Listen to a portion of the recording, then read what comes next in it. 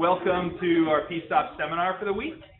We've got a very special guest today, Dr. Clara Okorie-Awe, who is the Associate Dean for Diversity and Inclusion. She is a Clinical Associate Professor in PSOP.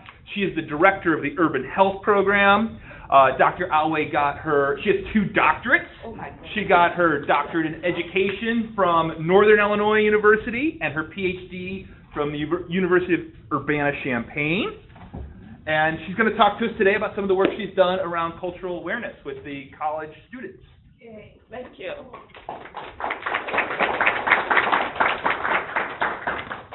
Hi, everyone. Hi. I am delighted to this is not Dr. Crawford talking, so I am delighted to be able to share a research that was part of a collaborative effort between Crawford, Dr. Popovich, and several others. So I've been waiting for this, maybe. So the research, what I'm going to be presenting on today is assessing students' impressions of cultural awareness based on our faculty and students. So, oh, wait a minute. Okay, that took almost 2 days to be able to do. So, yeah. And so this research is a qualitative research, and we won the 2019 Rufus A. Lyman Award, and will be the award presentation will be during the AACP conference here in Chicago. And also, this research also won the best poster during the AACP conference, and this was for the social and behavioral science poster, the first time, the inaugural.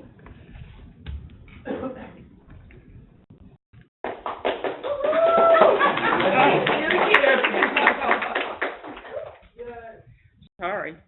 And so, why did we embark on this research? We did this because in 2016, Dr. Crawford and some other researchers, conducted a quantitative study that essentially looked at the College of Pharmacy curriculum and the potential gaps in terms of diversity and inclusion. Now, the survey also found out that, there was a survey research that was limitation in its ability to extrapolate on specific aspects of the curriculum. And so this gave the Diversity Strategic Thinking and Planning Committee the opportunity to then investigate qualitatively students' impressions of faculty and students' cultural awareness. Also, we were looking at improving the cultural competence of pharmacists and pharmacy students.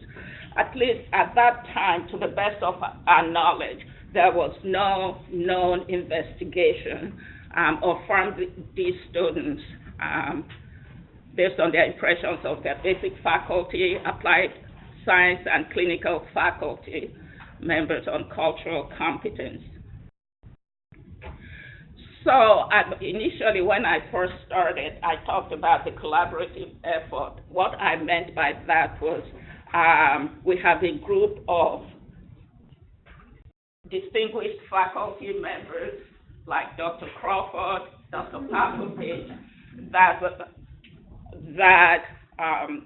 was part of the college's Diversity Strategic Thinking and Planning Teaching and Learning Subcommittee.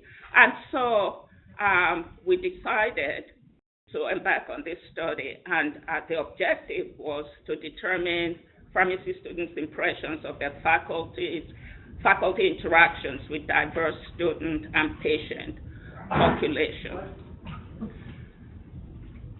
So I'd like to talk a little bit about the recruitment efforts.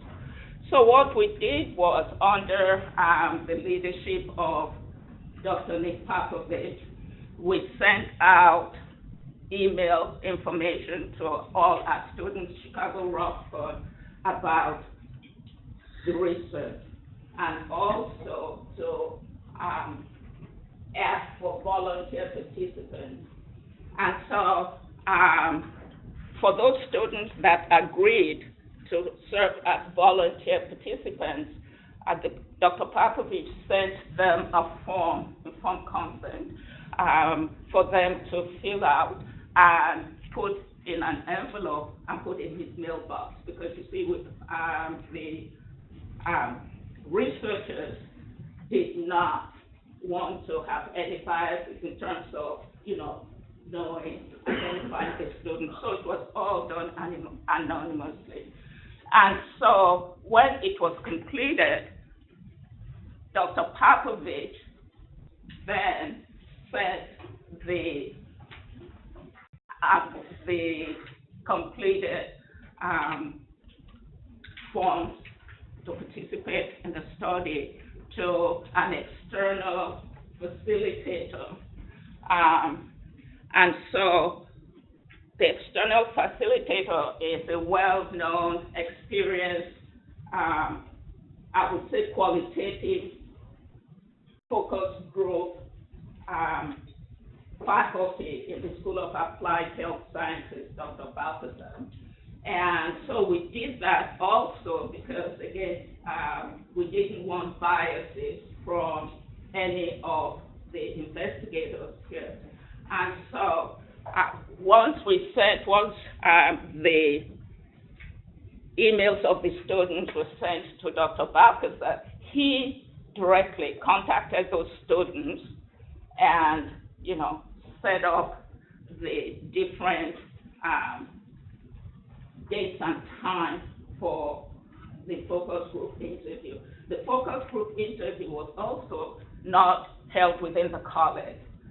It was at the Applied Health Sciences College. So none of us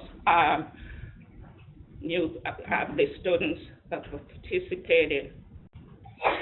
And based on that,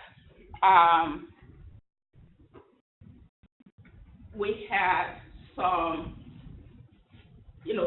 students, because when the survey was conducted in 2016 and the spring, that was when we had one of our horrible winter snow storms or whatever. And so some of our students from Rockford couldn't physically come to Chicago. And so Dr. Balthazar conducted the focus group interviews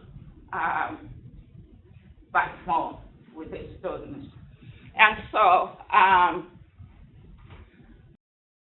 there were 3 homogeneous pharmacy student group volunteers across Chicago and Rockford.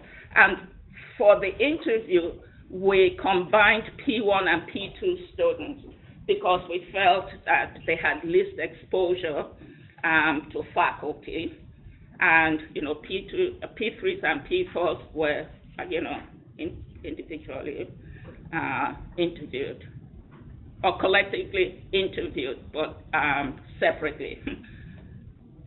So I talked about Dr. Balthazar. The focus group interview took approximately 90 minutes for each of the sessions. So I'd like to what did I do? Okay. So what I'd like to do is you would ask, so what sort of questions, what were the focus group questions?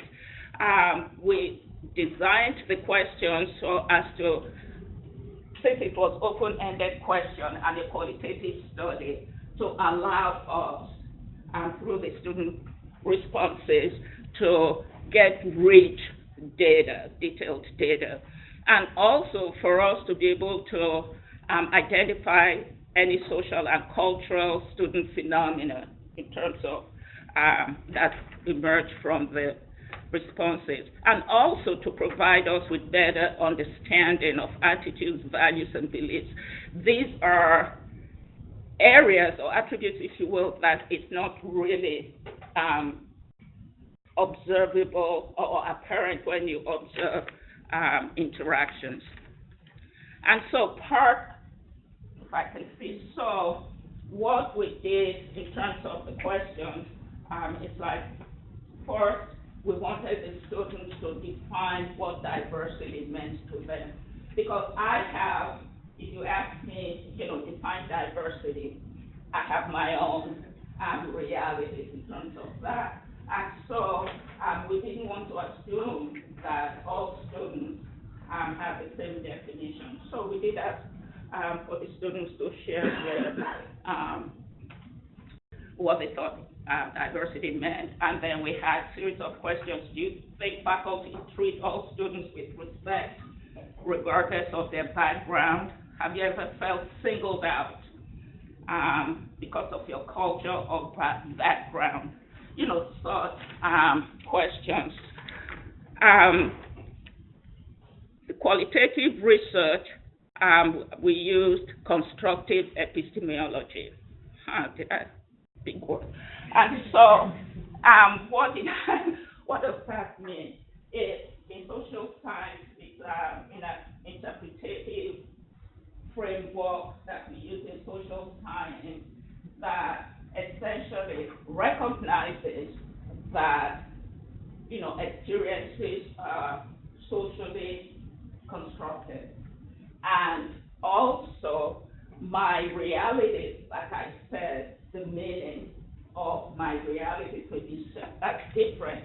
So it is, in a way, for us to understand other people's experiences in their own words. So, if you guys have questions, you can ask me. And so, once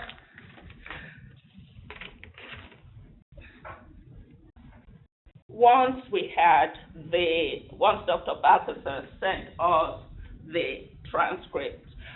By the way, I forgot to mention that the student responses were audio taped and was sent to an external vendor in California. And so, again, for us, we're looking at for a qualitative study, we have to build in at every stage the trustworthiness of the data. And, Dr. Balthazar also removed all the identifying features, if you will. And so, once we received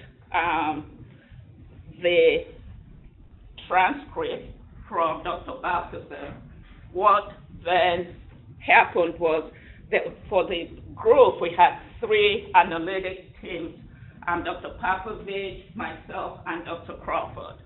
And so we started, in terms of the thematic analysis, in order for us to identify and analyze any recurring themes relevant to the study.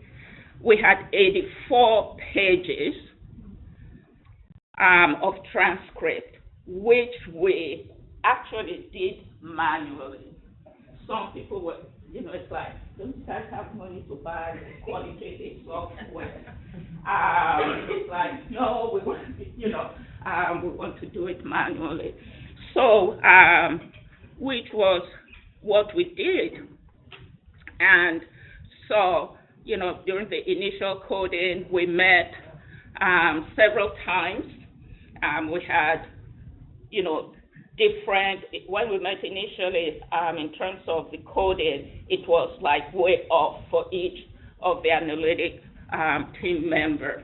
And so, again, we would go back, refine, and then make sure that we also calculated each time we met the percentage of agreement. Now, for qualitative study, We have to, in terms of the analysis, it is very important in educational research. It is very important or acceptable that the inter-rater coefficient reliability is 0.08, 80%, and that is acceptable in qualitative research. And so by the time the analytics team finished in terms of their coding and the team having selected the that emerged or has emerged, we were at a rate of 96.5 in agreement. And so we thought that that was a good thing. You know, do you guys want to ask questions later or now? Dr. Crawford? I have nothing. Well, at the moment. Oh, okay. So in terms of the demographics, we had a total of 21 participants.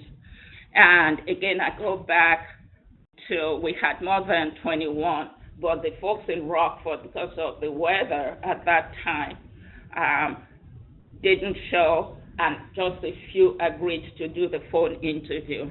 We had 13 women, 8 men, 10 African Americans, 6 Caucasians, you know, you can see. And so I talked. I have a question, Clara. I think it's interesting the way you provide the demographics there. It kind of has some, you know what I'm going to say. I don't see spirituality or religious beliefs there as well. So kind of presenting the demographics in a way that you're showing you're maximizing the heterogeneity of the existing diversity, if you know what I mean. Some of the spirituality came out of the cultural differences in their responses to how they were treated, but we didn't ask that as the background. And I think this was gender and race was pretty much only demographics in the background of the form, so agreed that was more limited.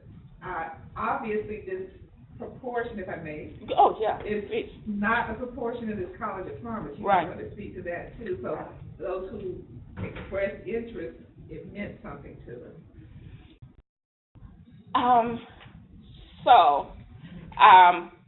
I agree with Stephanie.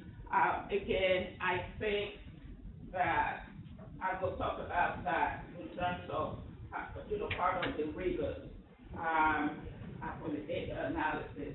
Yeah, it was the students that participated felt it was important for them to, participate. So it's not to be honest. I need to say, 10 Black students. Actually, we had to send out several emails to be able to sort of, the oversample of, Black students, because again, we felt that maybe the experiences would really help us, understand the nuances, the experiences shared in the college. Now, in terms of how students define diversity, she's right, because some students talked about spirituality. There was, what we captured was not just if it one person or two people would mention a particular, what would I say, a particular information. We wanted to make sure we captured like majority. And so, you can see that the destination is close to the traditional, where we.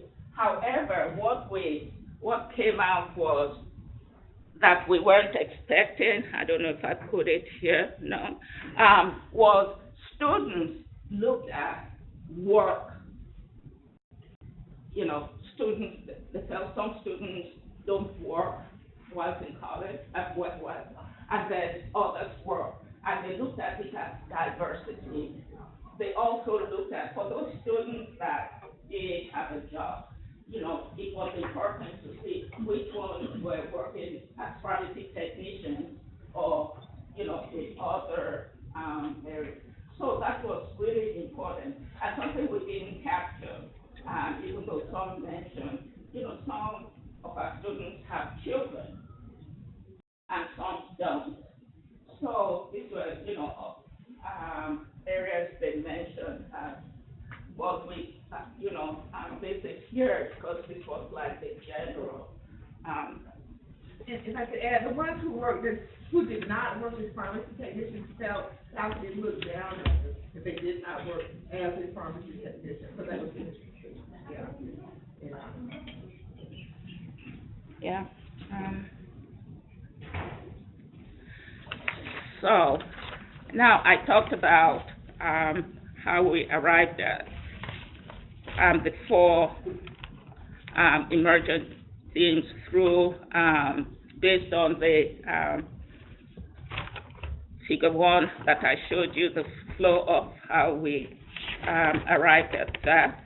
Now, hopefully I was going to read, it was too much to put here, so I was going to read some of the exemplar quotes from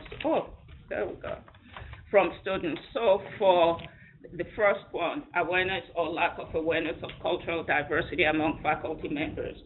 I must say that, you know, of the groups, P3 and P4 students were, you know, their responses was more in terms of faculty competence, faculty, you know, the teaching and learning. However, the P1 and P2 students actually only talked about student-to-student interaction.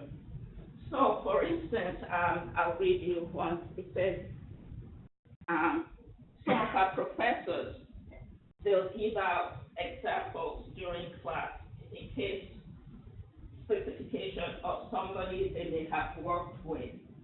They've been in the clinic recently, and usually it's a diverse patient population. So I would say, generally speaking, most of them, meaning faculty, are closely aware that they come across as culturally competent. And this was by a P3 student. And then one said, the P4 said, I don't think it was intentional at all, but we had a professor in the course of the lecture describing a particular phenomenon that was happening with, if I may say, Orientals. And I cringed as soon as the professor said it. And she kept saying it. And then it spread because one of the students asked a question using that same word. I actually regret the fact that I did not email the professor afterwards. So the student is saying, you know, the faculty, you know, not culturally aware. Let's see. So let me do this last one. Yeah, with another student, this is a T1 actually. Yeah, with another student, she wasn't, you know, the same color as me. But we pretty much went to ask when our grades were going to be posted for an exam. For an exam we had taken a week prior. And then faculty was like, oh no, the TA should have posted that. And then he stated that if she didn't post it by the end of the night, you know, that we were going to hang her. And so the student said, I just kind of was shocked. I looked at him like, what did you just say? And, you know, that again is, you know, part of the student interaction with faculty members. But overall, the students found that faculty in general was culturally aware and sensitive. Now, for theme 2, yes, disparate, is that how we call it? Cultural perspectives and preferences within student groups. It's quite interesting. A student said, a P4 student said, not everyone of African descent is African American. You know, the student wanted to say, you know, if you're not born here, you're black. No, you're black. But if you're born here and you're black, you're African American.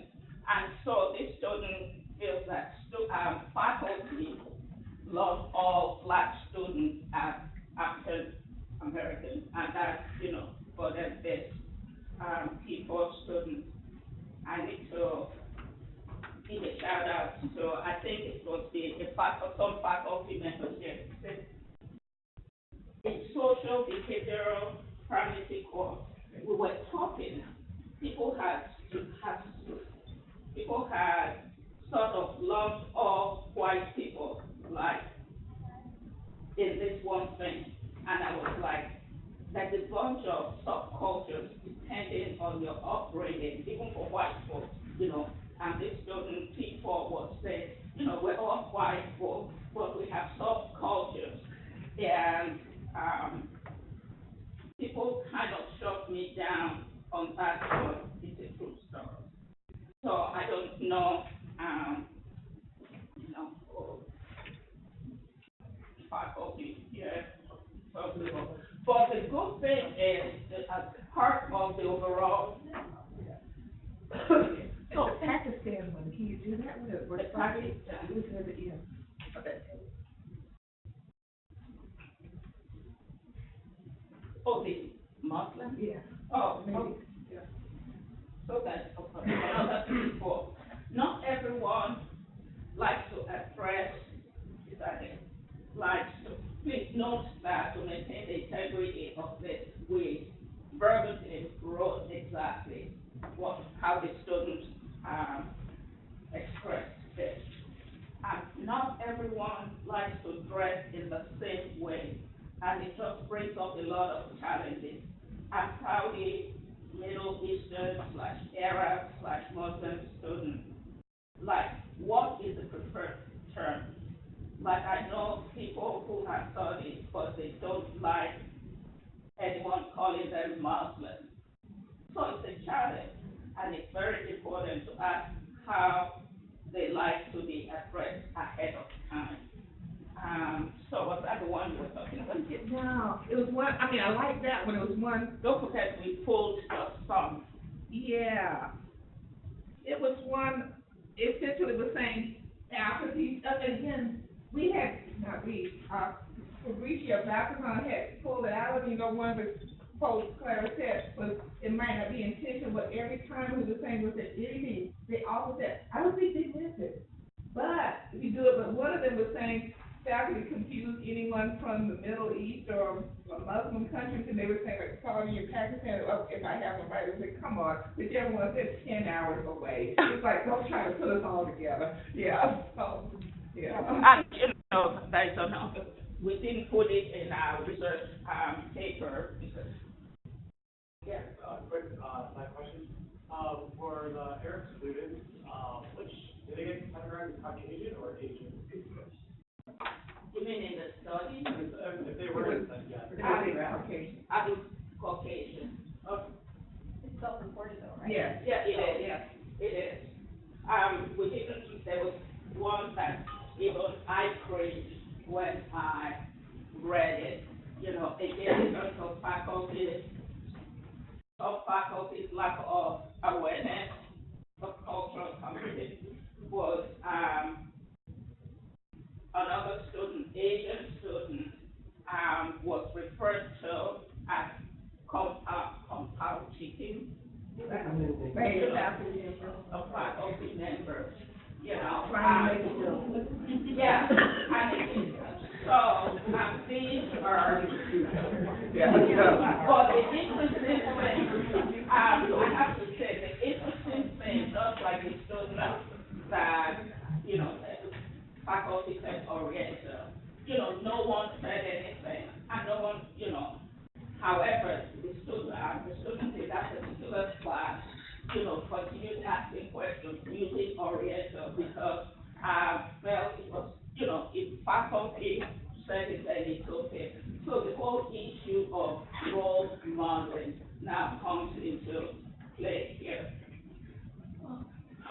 Sorry. So teaching and learning approaches to prepare students to be culturally competent.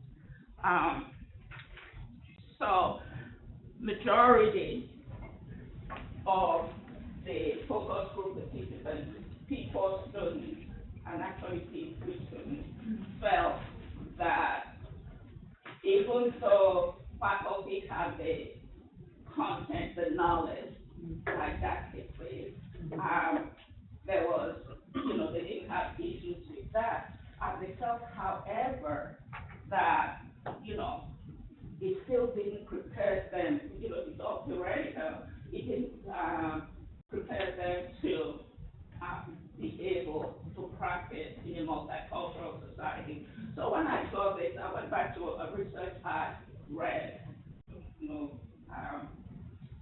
the author's name, that actually found the same response from fourth-year medical students.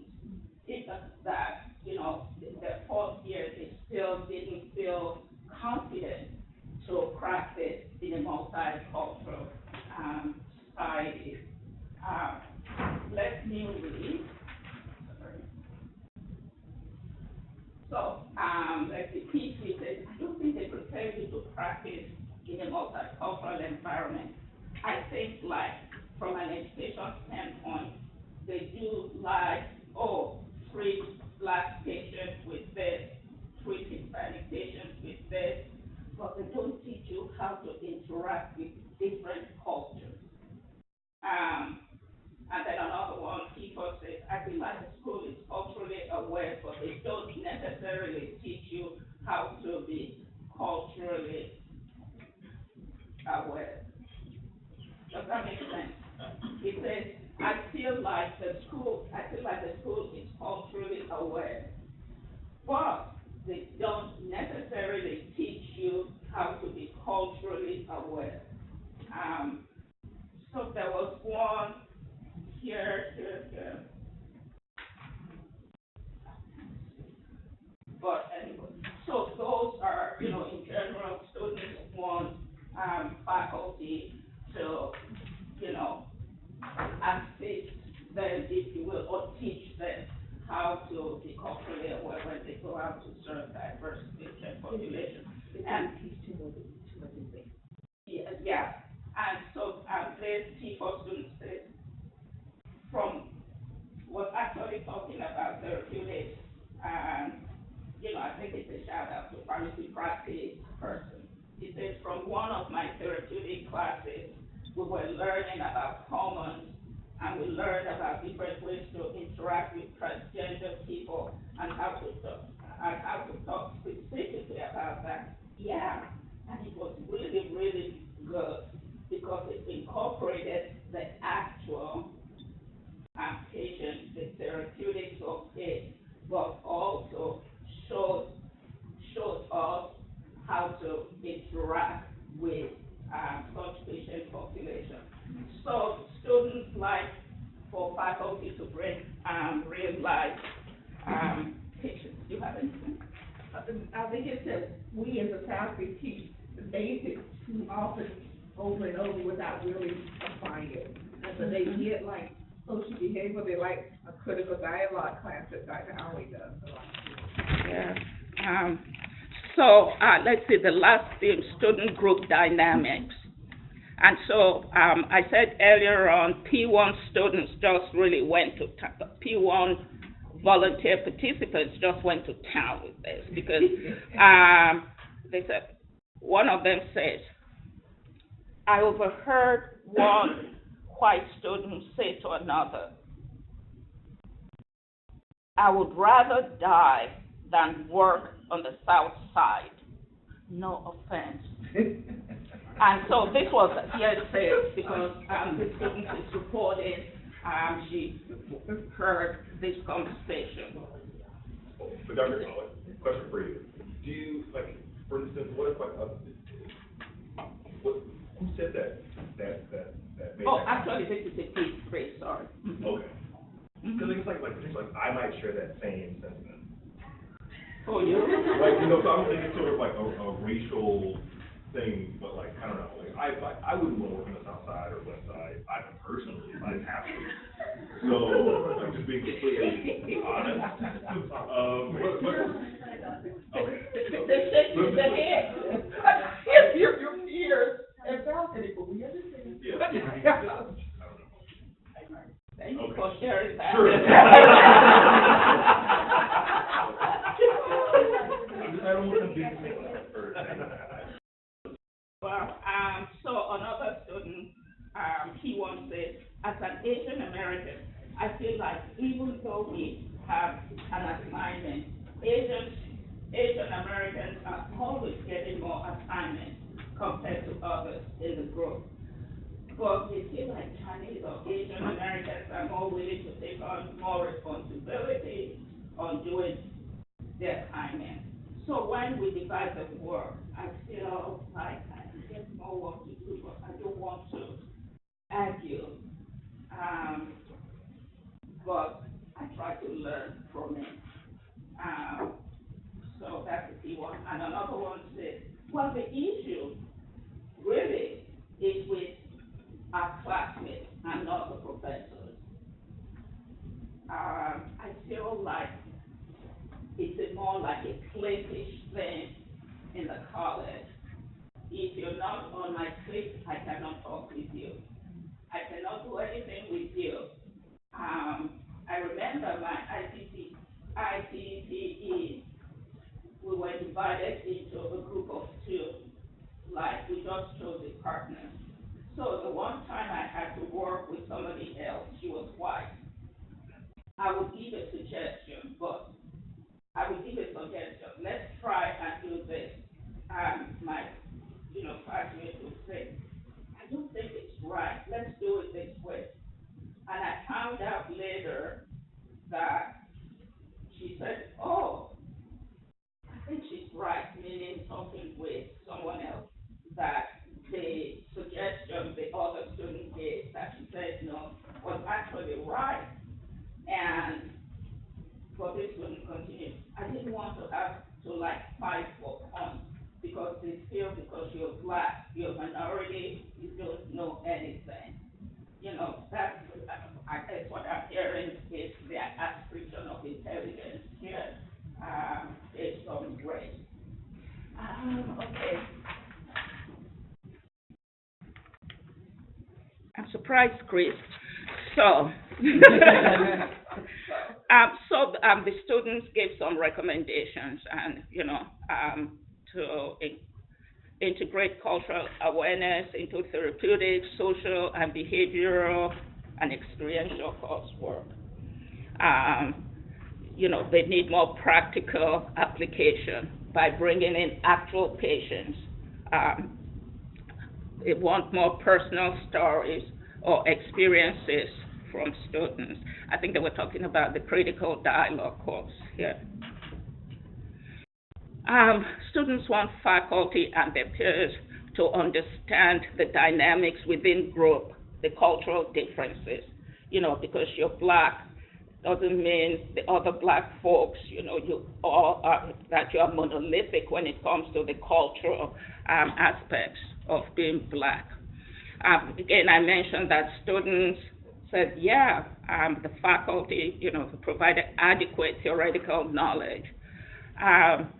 So the importance of faculty, again, demonstrating competence is very important because faculty are role models in the classroom and in practice areas. The example I gave about compound chicken, oriental, and all that.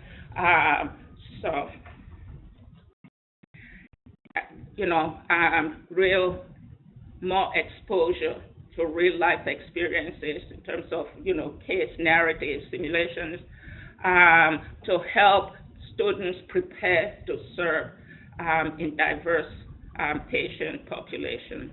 Again, like I said, overall, students viewed faculty as culturally sensitive and aware. Some microaggression and discrimination from faculty and peers did occur on occasion. And so the insights we hope will be used to advance cultural competence and faculty awareness. So limitations, again, qualitative study. You know, the limitation, you cannot generalize it. And however, our results highlighted previously unknown experiences of pharmacy students, and such insights actually could be beneficial to all colleges of pharmacy. And I think the AACP agrees with that assessment, because I go back to the Lyman Award and the social and behavioral sciences stress poster on this paper. So thank you for listening. How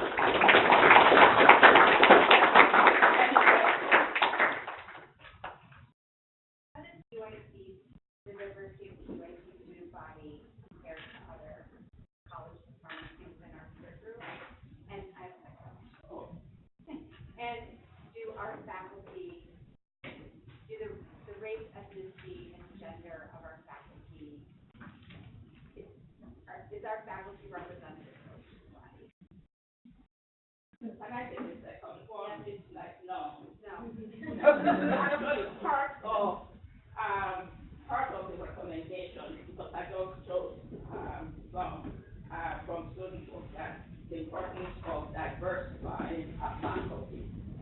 I forgot to say something in terms of faculty that students felt were, maybe not totally culturally sensitive. They kind of defend these, how do they say, old faculty, or they,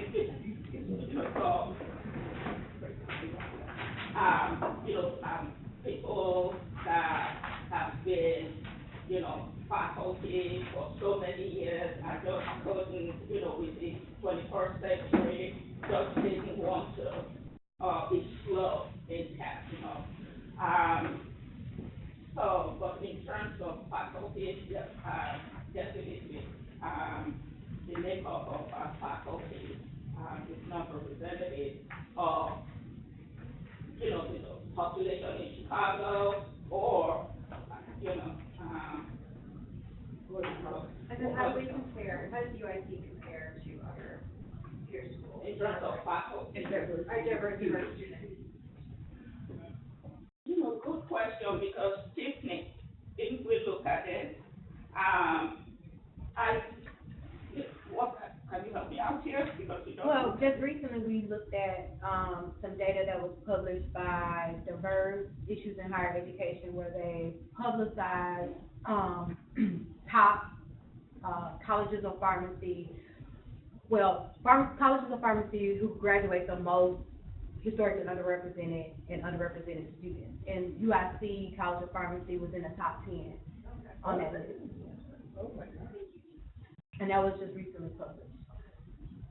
But we also have to keep in mind that's still not good enough, right? Right. Collectively underrepresented minorities historically, so that was not, Asians are not underrepresented in pharmacy education, so African American, Latino, Native American, here it's about collectively 14%. Yeah. Clara, is your office, or the Office of Diversity and Inclusion, putting any initiatives in place in the short term to address these areas that were identified as issues? We started actually with students. We started during, 2 years ago, during our student orientation. So we started incorporating, the concept or ideas of, we looked at privilege, we looked at behavior, we looked at microaggression, things like that. So I think we're gradually working with students, and for P1 students, I think that, I don't know the people that responded to that, but my impression is that our current P1 students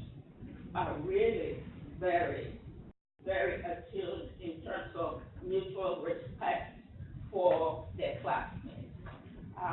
And so also, She's a little humble, because I got to leave, just want to get this part. Her office is a lot, obviously, the staff of the retreat was a major section there. But the recommendations within the paper are for the Office of Diversity and Inclusion, for the Office of Academic Affairs, for the curriculum base, which obviously goes to the faculty, the department, and for the Office of Students. Yeah.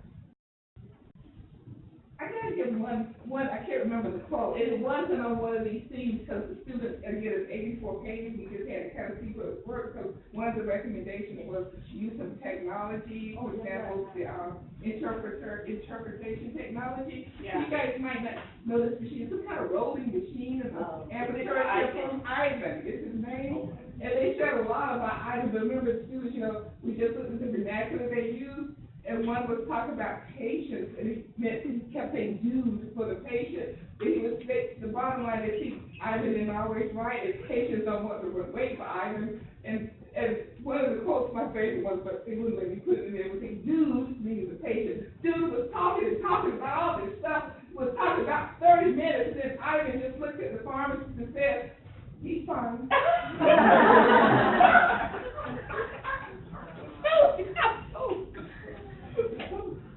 Any last questions for Dr. Awe?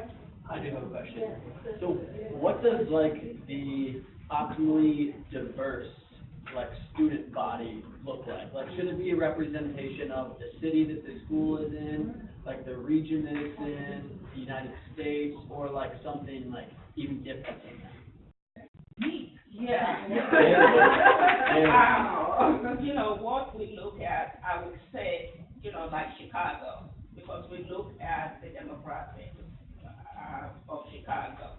How many Hispanics, how many African Americans, and so on and so forth.